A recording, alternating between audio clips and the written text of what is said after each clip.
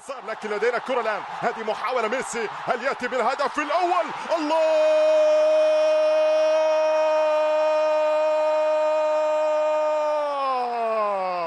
نعم ميسي، نعم الأسطورة، نعم الساحر.